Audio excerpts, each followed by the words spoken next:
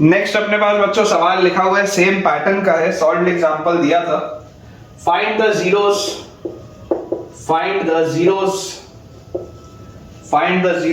Of the polynomial, find the zeros of the polynomial x square minus 3, zeros of the polynomial x square minus 3, and verify the relationship between zeros and coefficients, and verify the relationship between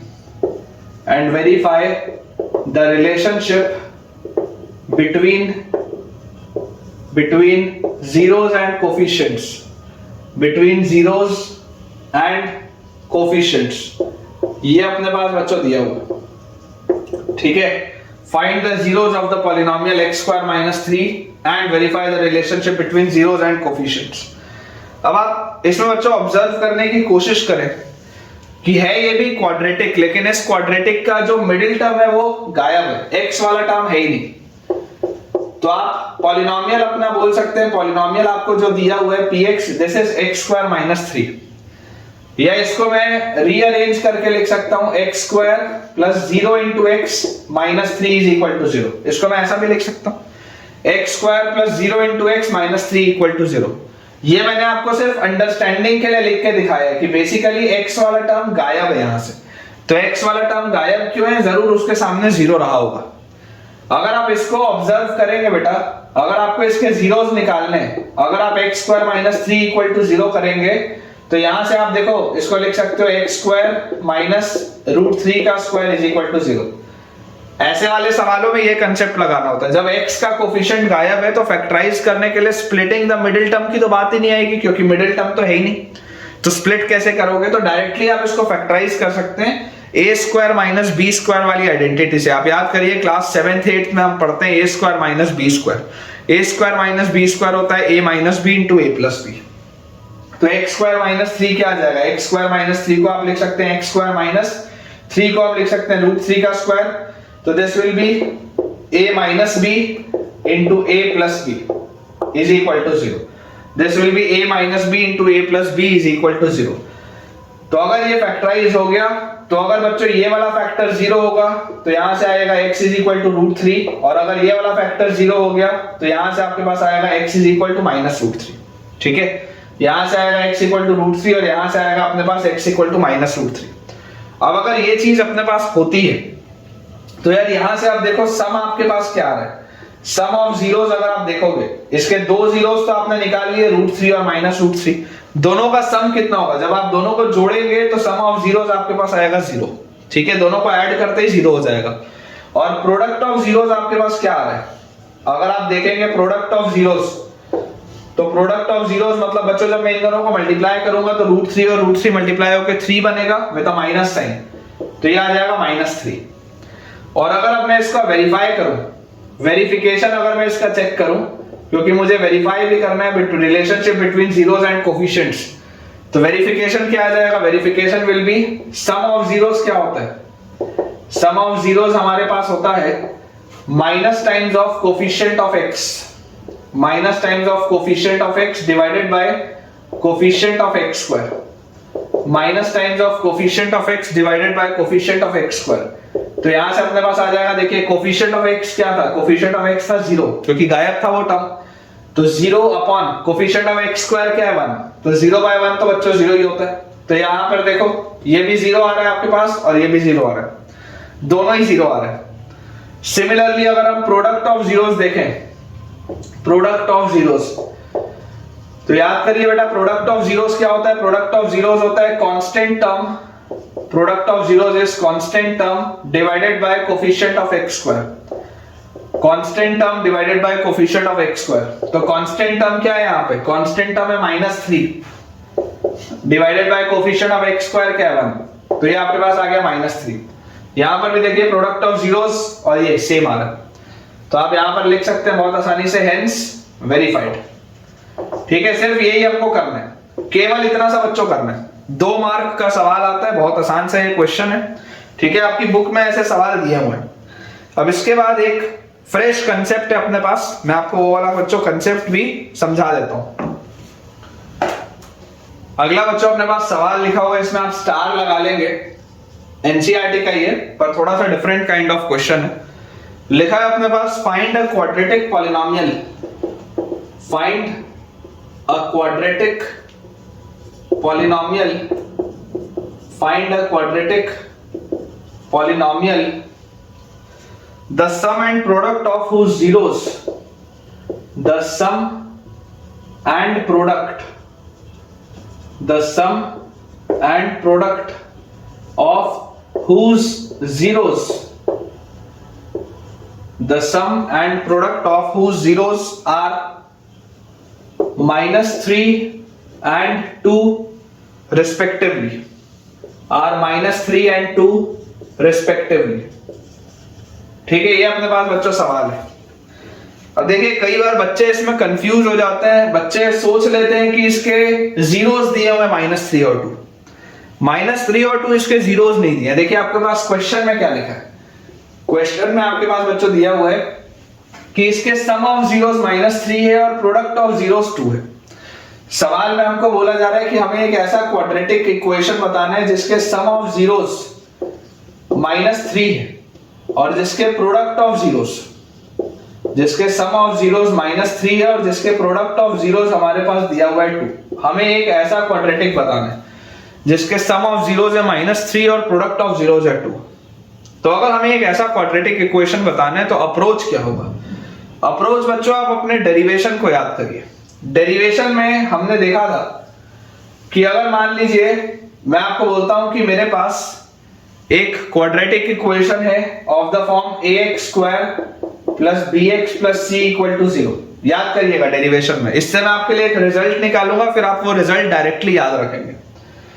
तो अगर ये मेरे पास एक quadratic था तो इसको बच्चों अपन ने बोला था सम k times x minus alpha into x minus beta, और यहां से मैंने आपको बोला था सम k times x² minus alpha plus beta into x plus alpha beta. ये मैंने आपको बोला था, थोड़ी देर पहले ही हमने ये डेरिवेशन किया था। और इसको मैं देखो ध्यान से लिख सकता हूं k टाइम्स x² माइनस ये जो लिखा हुआ है बेटा, ये जो लिखा हुआ है alpha plus beta. Alpha plus beta क्या है? Alpha plus beta is nothing but sum of the zeros. तो x² minus sum of zeros into x plus alpha beta क्या है? Product of zeros.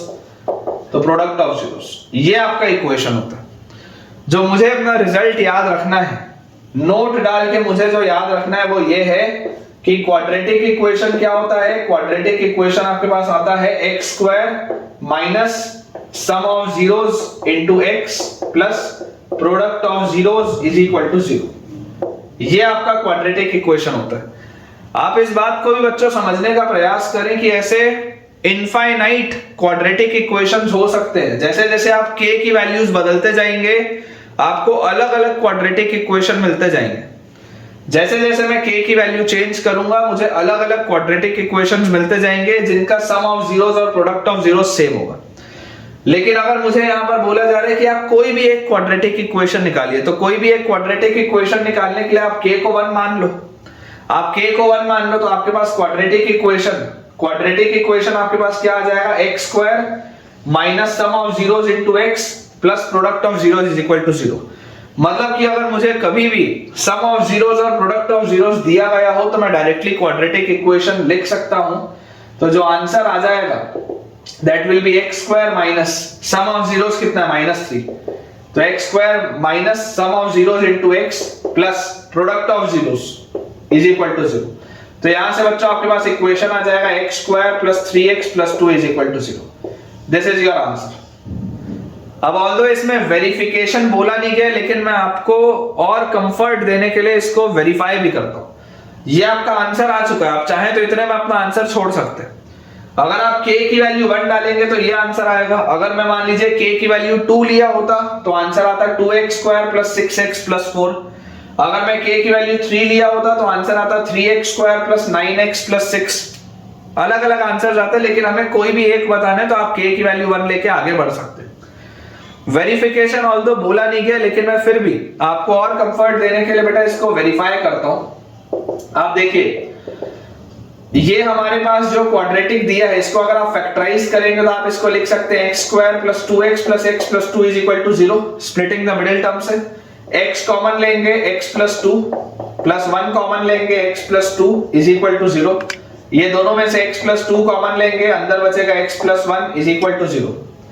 तो यहां से देखिए आपके पास एक फैक्टर आ गया, अगर x प्लस 2 की वैल्यू 0 है तो x की वैल्यू -2 और अगर x प्लस 1 की वैल्यू 0 है तो x की वैल्यू -1। क्लियरली आपको देखो दिखाई दे रहा है सम ऑफ जीरोस, दोनों को जोड़ोगे तो कितना आएगा -3 आएगा, वही लिखा है। प्रोडक्ट ऑफ जीरोस, दोनों को मल्टीप्लाई करोगे तो कितना आएगा 2 आएगा, वही लिखा है। तो सम ऑफ जीरोस और प्रोडक्ट ऑफ जीरोस अगर मुझे दिया गया हो तो मैं डायरेक्टली ये रिजल्ट लिख सकता हूं, मुझे बस ये अंडरस्टैंडिंग होनी चाहिए कि अगर मुझे सम ऑफ जीरोस और प्रोडक्ट ऑफ जीरोस लिखा हुआ है तो डायरेक्टली हम इस तरीके से सॉल्व कर सकते हैं। ठीक है, इंपॉर्टेंट कंसेप्ट है और ये सारे बेटा अभी तक का जितना हमारा लेक्चर हुआ ऑलमोस्ट 1-1.5 घंटे के मैं रिकॉर्ड कर चुका हूं। आपको अगर बढ़िया से सारी चीजें समझ में आ रही हैं तो यार जल्दी से इस वीडियो को लाइक करो और अपना प्यारा से कमेंट बॉक्स में तुरंत ड्रॉप करो ताकि मेरी भी एनर्जी इसी तरीके से बने रहे, आपके लिए बेहतरीन जो कंटेंट है वो लेके आते रहूं मैं। नेक्स्ट बेटा अब अपने पास दिया हुआ वेरिफिकेशन हमको क्यूबिक के लिए करना है, तो आप इस बात को समझिए। देखिए जैसे मैंने आपको क्वाड्रेटिक के लिए चीज बताई वैसे मैं आपको क्यूबिक के लिए भी समझाता हूं कि आपके पास अगर एक जनरल इक्वेशन दिया हो क्यूबिक का ax cube plus bx square plus cx plus d equal to 0, अगर हमारे पास ये एक जनरल इक्वेशन हो क्यूबिक का, this is a general equation of cubic, general equation of cubic.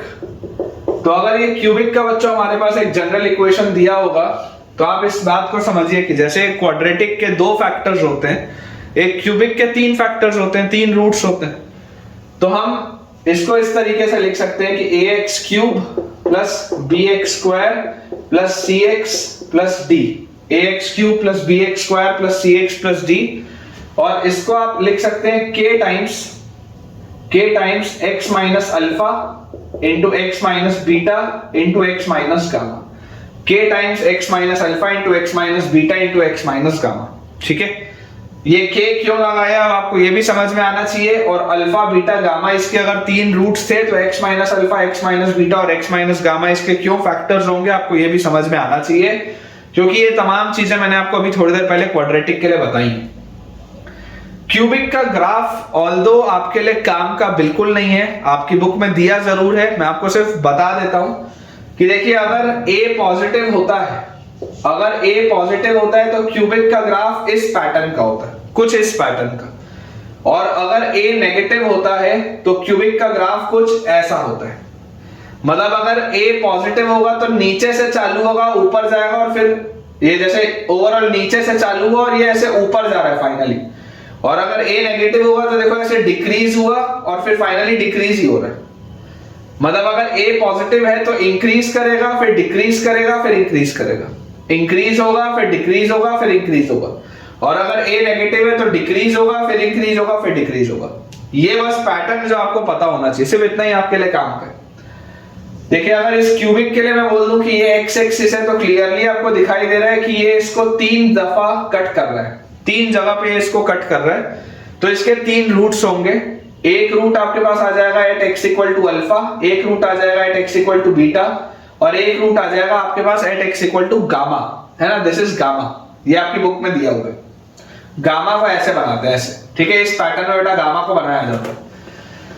खैर इसको अगर बच्चों मल्टीप्लाई करके थोड़ा सा सॉल्व करें तो हमारे पास क्या आ जाएगा, this will B k times, देखिए अगर मैं इसे मल्टीप्लाई करूंगा तो पहले इन दोनों को अपन मल्टीप्लाई करते हैं, तो ये लिखा जाएगा x square minus alpha plus beta into x plus alpha beta, और इस पूरी चीज में मल्टीप्लाई होगा x माइनस गामा भी, तो अपने पास यहाँ पर आ गया k टाइम्स, देखिए x जब इस x स्क्वायर से मल्टीप्लाई होगा तो x क्यूब, फिर ये वाला x जब बच्चों मल्टीप्लाई होगा इससे तो अपने पास आ जाएगा minus alpha plus beta into x square, और ये वाला x जब इससे मल्टीप्लाई होगा तो प्लस अल्फा बीटा x, फिर माइनस गामा जब इससे मल्टीप्लाई होगा तो minus gamma x square, minus gamma इससे जब मल्टीप्लाई होगा तो आपके पास आ जाएगा प्लस, यहां पर आ जाएगा बच्चों अपने पास alpha gamma plus beta gamma into x, और ये माइनस गामा इसमें मल्टीप्लाई होगा तो हमारे पास आ जाएगा माइनस अल्फा बीटा गामा। ये अपने पास कंप्लीट ब्रैकेट है। इसको अगर मैं थोड़ा सा और सिस्टमैटिकली लिखूं तो मेरे पास आ जाएगा k times x cube minus, ध्यान से बच्चों अगर अपन देखेंगे एक्स स्क्वायर के साथ, तो देखो यहां पर आपके पास माइनस एक्स स्क्वायर के साथ अल्फा प्लस बीटा है और यहां पर माइनस एक्स स्क्वायर के साथ गामा है। ये माइनस एक्स स्क्वायर के साथ अल्फा प्लस बीटा और यहां पर माइनस एक्स स्क्वायर के साथ गामा है, तो this will be minus alpha plus beta plus gamma into x square. फिर यहां पर x के साथ अल्फा बीटा है, यहां पे x के साथ अल्फा गामा है और बीटा गामा है, तो plus alpha beta plus alpha gamma plus beta gamma into x, और उसके बाद लास्ट में अपने पास है माइनस अल्फा बीटा गामा। ये अपने पास बच्चों देखो चीज लिखी है पूरी, ठीक है क्या? ये अपने पास फाइनल बेटा पूरी की पूरी चीज लिखी हुई है। अब अगर ये अपने पास फाइनल पूरी चीज लिखी है तो यहां से आप अगर आप कंपेयर करके देखें तो कंपेयर करके आप पाएंगे कि x क्यूब के साथ a है, यहां पर x क्यूब के साथ k है, तो k की वैल्यू तो a के बराबर होगी सबसे पहले। उसके बाद हमें देखो क्या दिखाई देता है, यहां से मैं आपको देखो दो तीन चीजें सिखाऊंगा। इसके बाद हमको दिखाई देता है x स्क्वायर के साथ b है, ठीक है, x स्क्वायर के साथ b, और यहां पर x स्क्वायर के साथ क्या है, minus k times alpha plus beta plus gamma, minus k times alpha plus beta plus gamma. उसके बाद अगर हम ध्यान से देखें x के साथ c है और यहां पर x के साथ है k times alpha beta plus alpha gamma plus beta gamma, तो k times alpha beta plus alpha gamma plus beta gamma. और लास्ट में कांस्टेंट टर्म है हमारे पास d, तो यहां पर देखिए कांस्टेंट टर्म हमारे पास क्या है, k टाइम्स ये पूरी चीज, तो minus k times alpha beta gamma. तो जो इंपॉर्टेंट रिजल्ट है बेटा वो मैं आपको बता देता हूं कि देखिए alpha plus beta plus gamma की वैल्यू क्या आ जाएगी, k की वैल्यू अगर a है तो this will be minus b by a, ठीक है क्या? Alpha plus beta plus gamma will be minus b by a। फिर यहां पर अगर हम ध्यान से देखें तो alpha beta plus alpha gamma plus beta gamma, इसकी वैल्यू अपने पास आ जाएगी c बाय k की वैल्यू a है तो c बाय a, ये अपने पास आ गया।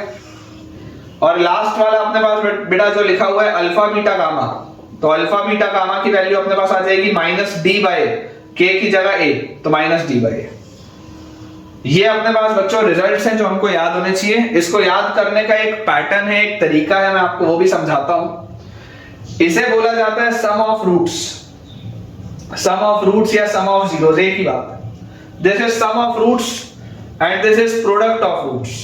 बीच वाले को क्या बोलते हैं वो इंपॉर्टेंट है ना। सम ऑफ रूट्स और प्रोडक्ट ऑफ रूट्स सबको समझ में आता है कि अगर इसके तीन रूट्स हैं अल्फा बीटा एंड गामा, तो ये तीनों का सम है, ये तीनों का प्रोडक्ट है। जो बीच वाला है वो सम और प्रोडक्ट का एक कॉम्बिनेशन लिखा है, इसमें सम भी हो रहा है और कुछ कुछ का प्रोडक्ट भी हो रहा है, तो this is called sum of product of roots, sum of product of roots taken two at a time, taken two at a time, taken two at a time. मतलब आप एक एक करके दो दो रूट्स उठाएं, दोनों का पहले प्रोडक्ट करें और फिर ऐसे जितनी भी आप चीजें करेंगे सबको जोड़ें। आप एक एक करके दो दो रूट्स उठाएं, तो मतलब आपने एक बार अल्फा बीटा उठा लिया, एक बार अल्फा गामा उठा लिया, एक बार बीटा गामा उठा लिया, उनको मल्टीप्लाई करें, तो ये alpha into beta, alpha into gamma और बीटा इंटू गामा, और उसके बाद इन सबको ऐड कर दें, तो आपने ऐड कर दिया। तो sum of product of roots taken two at a time, दो दो करके रूट्स उठाओ, उनका प्रोडक्ट करो और फिर सबको सम कर दो, तो this is called sum of product of roots taken two at a time. तो एक तो ये हमको याद होना चाहिए। इसको याद रखने का एक तरीका है, क्या तरीका है मैं आपको बता देता हूं।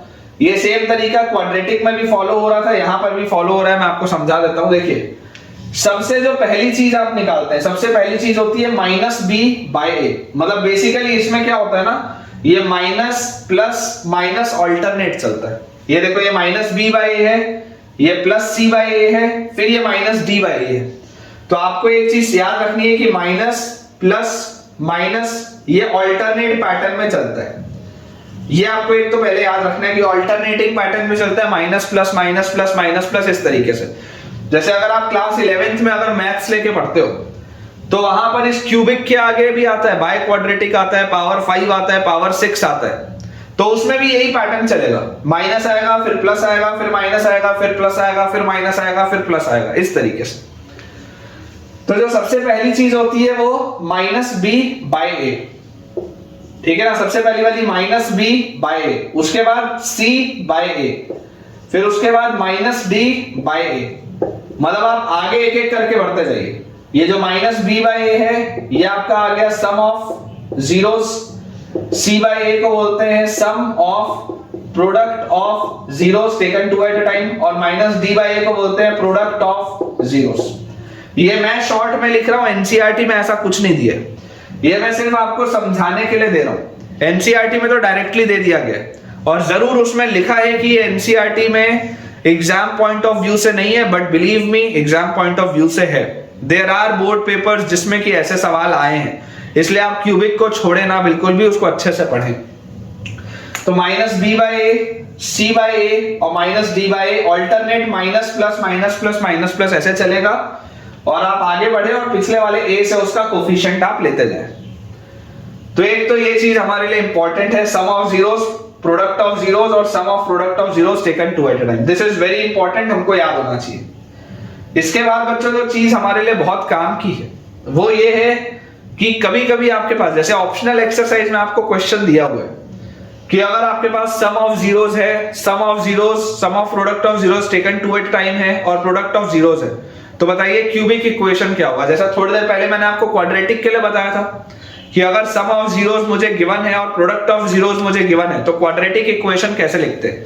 तो यहां पर भी देखिए, यहीं पर मैं आपको बता देता हूं, अगर आपको क्वाड्रेटिक इक्वेशन कभी लिखना हो और अगर आपको sum of zeros, product of zeros और sum of product of zeros taken two at a time दिया हो, तो क्वाड्रेटिक इक्वेशन विल बी, उसमें आप k को 1 मान लेना और क्वाड्रेटिक इक्वेशन आपके पास आ जाएगा x cube minus sum of zeros into x square, x cube minus sum of zeros into x square plus, देखो अल्टरनेट माइनस प्लस चल रहा है, alternate minus plus, x cube minus sum of zeros into x square plus sum of product of zeros taken two at a time into x और minus product of zeros is equal to 0। ये आपका answer होता है। आप paper में ऐसा बिल्कुल भी ना लिख के आए, भले आप इसको रफ में कहीं पर लिख के कट कर दीजिएगा, आप तो डायरेक्टली आंसर लिखिएगा, ठीक है। ये अपने को याद होना चाहिए।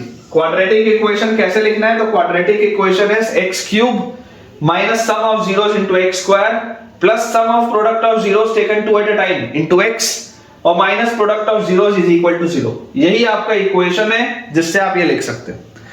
इस पर बेस्ड एक सवाल आपके ऑप्शनल एक्सरसाइज में दिया हुआ है, मेरे ख्याल से ऑप्शनल एक्सरसाइज का क्वेश्चन नंबर 2 है। अगेन मैं बोलूंगा optional exercise is very important, exam के लिए आप बिल्कुल उसको बना के जाएं, छोड़े ना, क्योंकि सवाल आते हैं, ठीक है ना, सवाल आते हैं।